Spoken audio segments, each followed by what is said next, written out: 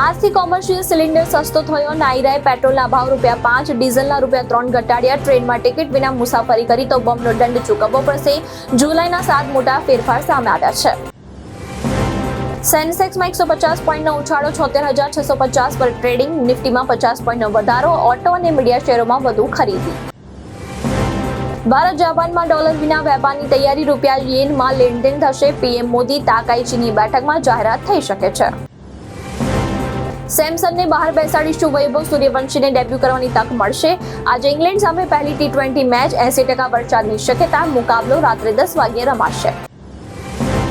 ઓસ્ટ્રેલિયાએ women's T20 world કપની સેમીફાઇનલમાં waste ઇન્ડિઝને 8 વિકેટે હરાવ્યું. આ સાથે ઓસ્ટ્રેલિયા 8મી વખત વિમેન્સ T20 વર્લ્ડ કપની ફાઇનલમાં પહોંચી ગયું.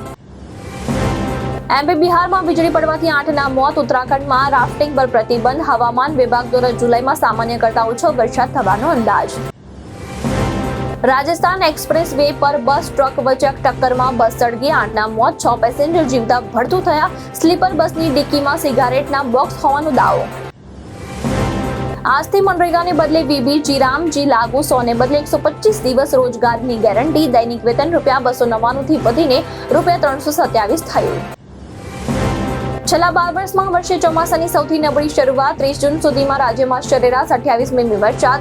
52 તાલુકા કોરા ધાકોડ. પાક પાણીની ચિંતાજનક સ્થિતિ. વિયેતનામમાં ભારતીય પરિવારે હોબાળો મચાવ્યો હતો, જેનો વિડીયો વાયરલ થયો છે. રેસ્ટોરન્ટમાં તોડફોડ કરી હતી. બાળકો અને માતા પિતાએ પ્રોપર્ટીને નુકસાન પહોંચાડ્યું. સ્ટાફ સાથે ઝઘડો કર્યો હતો.